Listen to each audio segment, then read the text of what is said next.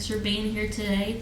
We're going to do Word on the Street a little bit differently this time. My name is Allison Winters. I'm a reporter for the Kingsport Times-News. And with me today I have our normal host, Rob Walters. So I'm going to be interviewing him as he retires this month. So I just wanted him to share a little bit about his history and all the work that he's done with journalism in his career. So I guess just to start out, just give me a little bit of background on your history. I know you've worked a lot of different places, doing a lot of different things. Yeah, I started in sports at the age of 19 in my hometown newspaper in Bakersfield, California. And then after a few years in sports, I moved to Cityside and covered cops and crime. I covered space shuttle landings out of Edwards Air Force Base.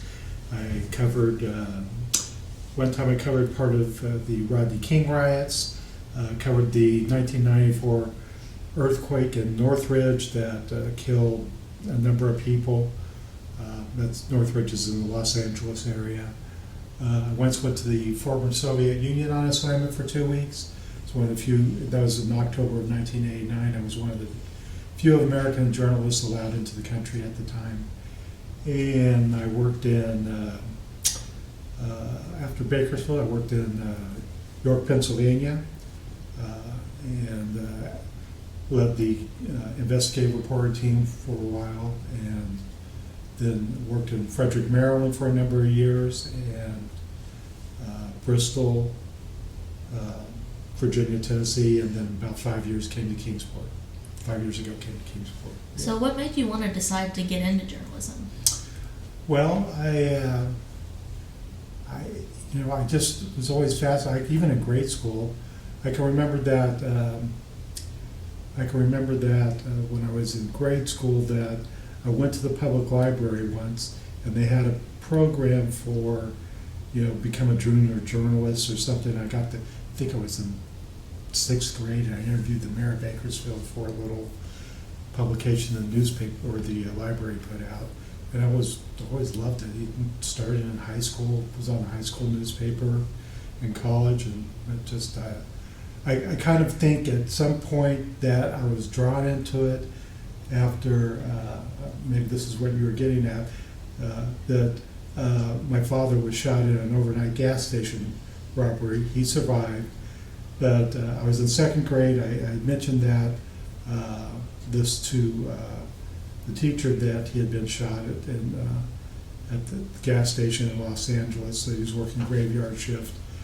When cleaning the men's room, when 2 robbers came in, he started to talk. One of them shot him in the chest, and then they fled, and no one was arrested, even to this day.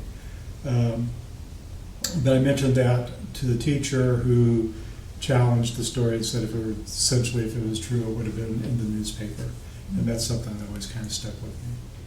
Yeah, and obviously you've been in this industry for a long time. How have you seen it change from when you started to now? Well, I remember when I started more than 40 years ago, we had a teletype machine in the newsroom, and that would go, the tickety tick tick tick tick tick tick, and there would be bells that go off. It was a big story, and if it's 1 bell, 2 bells. I remember the day that the Challenger blew apart. Space Shuttle Challenger blew apart, and it was multiple bells going off. And interestingly, the person that I first saw report the Challenger blowing apart was, they cut into the Today Show. It was John Palmer who cut in with that news, and John Palmer, of course, was a native of Kingsport. And then I remember that day that because I had covered, that was my beat, covering the shuttle landings, editor sent me directly up to Edwards Air Force Base to talk to the NASA crew up there, the folks who worked at NASA, about because they knew the crew members, and so I got some reaction from that. But the teletype machine was a big deal. Now we don't, we obviously don't have those. We have AP Newsroom. All the news comes in electronically, and we just pick it up on our computer screens instead of the old rip and read. Yeah.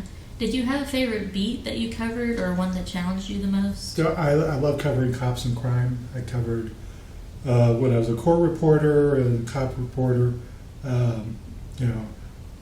700-800 homicides, plane crashes, any kind of traumatic house fires, just earthquake, as I mentioned, anything.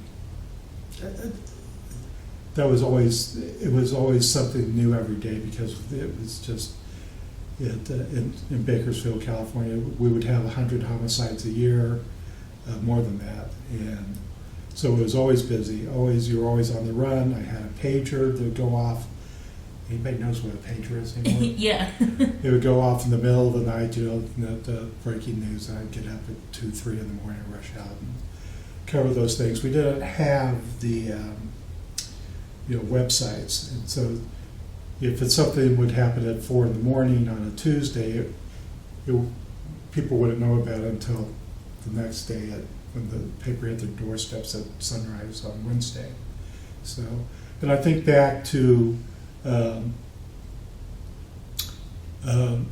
California's first execution in 25 years was that of a man named Robert Alton Harris, and I can't remember what year. I want to say it was 91, but that might not be correct.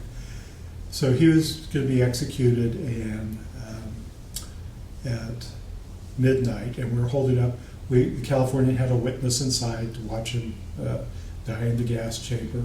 I was outside San Quentin, and we're waiting for the execution to happen, but it kept getting delayed. It was supposed to happen at midnight. Ninth Circuit kept on staying at Supreme Court. Went back and forth, up and down to the Supreme Court. They put him in the gas chamber at one point, took him out. Long story short, they finally gassed him at 6 a.m. So I went around to the back of the prison, and the father of one of the victims, Robert Alton Harris, had killed 2 little boys. One of the fathers came out and said that I caught him in the parking lot, and he said that Robert Alton Harris rolled his head back, made eye contact, and out the words, "I'm sorry." These days we would put that up immediately, but because in those days that nugget of the story didn't go until the next day's newspaper, or 24 hours later. That's a big difference, I think, that I've probably seen. The immediacy and just the breakneck speed that news gets out and up and across social media and all our websites and social media channels. And since we are a print publication, what do you see as the future of print and the importance of print moving forward as we enter and still continue through this digital age? I think that print is still viable and important, and I don't see it going away anytime soon. I think that people still value ink on paper and looking at the stories. When you look at maybe something quickly up on social media or TV, it's 15 or 30 seconds. You're going to get a little more in depth with the newspaper the next day when you look at it. You're going to have more context. And also what newspapers do that TV does not do is that we are a little more proactive. We try to unearth stories and not just go to meetings and cover what happened at the meeting, but we try to get ahead of it. What's coming next, and provide more content and context and analysis. Yeah. And I think one of the stories you told me before that I took a lot of interest in was, covering the earthquakes. You've covered all kinds of different natural disasters, natural happenings, from earthquakes in California to Hurricane Helene being a part of helping with that coverage. So just talk a little bit about that and just kind of what that experience is like. Well, we knew the storm was coming, and we had talked about it in advance. None of us, I think, were prepared for what happened that September day when that dawned, and it was one of the area's darker days. And just that day, as we started getting reports from all 5 newsrooms at the time, everybody pulled together. Every single editor and reporter at the time across all 5 newsrooms jumped into action. We're getting a report from our newspaper in Mountain City, the Tomahawk, and from Johnson City, and of course from the Irwin Record, which was the ground zero of everything. And then around midday, when we heard about the 50 plus people stranded on top of the hospital. We were pulling out the stops to try to get images, try to get reports from out there, scrambling to get photos from finally got photos from the Virginia National Guard of the folks stranded out there. The day after, we all huddled in Johnson City, the editors, the publisher, some reporters, and we talked about, we set up a war room. How are we going to tackle this going forward? The time is a blur. That period, those I'm sure it was a blur for everybody, but it was nonstop, and everybody was pitching in. All the newsrooms came together in a way that I've never seen before to help one another and to share content. It was really a remarkable experience. Between the first year, we memorialized it with a 64-page anniversary edition in September. And since Helene hit, we've put all of our Helene-related stories for free in front of the paywall without digital subscription. And to date, there's probably more than 800 stories. Everything on, recovery, what's coming next, what worked. We remembered those that we lost. The rebuild, and it's a story that's not going to go away, as the Nolichucky River has forever changed, and we still unsure. We won't know for many years the full environmental impact. There are still people who to this day who are fighting to recover. I know that there are charity organizations still working with dozens and dozens of folks who still need assistance. Irwin is starting to slowly come back. The hospital needs to be rebuilt. So the Helene story continues. Absolutely. Yeah. And this kind of goes along with that, but I know that both here and when you were in Bristol, and I'm sure other newsrooms that you worked in, you did a lot of projects. So was there a project that stood out to you or that you were very passionate about that you helped move along in the newsrooms you were in? I'll talk about the one that affects this region. It was in Bristol. We did a project called Addicted at Birth, about babies born addicted to opioids. It was a multi-day project and had several videos, and so we wrote any number of stories about that. But then here in Kingsport, we did a project called Meth Mountain that explored and analyzed the effects of methamphetamine in this region, because we're the epicenter, and the drug dealers, the meth comes up from Atlanta, and the folks in Atlanta, when they would see Sullivan County license plates, they'd say, oh, they're on their way back up to Meth Mountain. So that's how we're kind of known. But the importance of that project, I think, is that not only did we identify a problem, but we identified a solution. And we continue to track that as our, the rehab and recovery centers are being opened. And I think it was important just to explore the magnitude of the problem and put it out there in front of the public. And again, that's what newspapers can do. Just take the story a little deeper, provide more context, add those human elements so it hits home with people, and hopefully it leads to a solution to something that makes a difference. Yeah. And, this kind of goes along with this, but what would you say has been the most rewarding part of your career? I know you were very passionate about the projects that you worked on and just, bringing truth to justice, but what would you say has been the most rewarding part? Of the career? Or? Yeah, of your career, of the people you've worked with in the newsrooms. What has been the most rewarding part of it? I think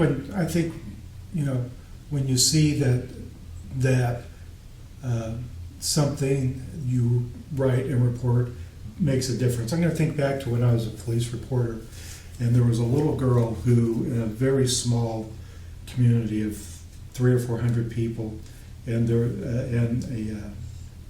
a freeway fast 2-lane road ran right through their town, their little community. And she went from this side to this side to go to the little store to get some ice cream, and she was hit and killed by a car.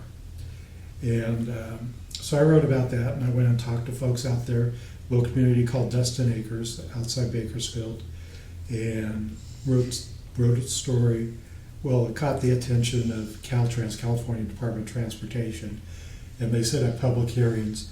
And after those public hearings, it resulted in the speed limit being dropped from 55, 65, whatever it was, to 25. And I think that's the first time I realized that if you write something, it can make a difference. So Yeah. those type things are the most rewarding. Well, this kind of goes hand in hand with that, but do you have any advice for upcoming or new reporters, who are just now hitting the scene? Yeah, I've thought a lot about that, and I'm just going to boil it down to this. Something I said the other day is that at the end of the day, hold those in power accountable, keep them honest, and just let them know that we're watching, or at least leave them wondering that if we're watching. Yeah. Well, that's really all the questions I have. Is there anything else you wanted to add, or anything else you wanted people to know? Final thoughts? This is the closing out of your podcast. I know you've interviewed a lot of different people in the region, so is there anything you want people to know just at the conclusion of Word on the Street? No, thanks for watching. Well, thank you all, and it was great to talk to you, and thank you for everything you've done, Rob. We appreciate it.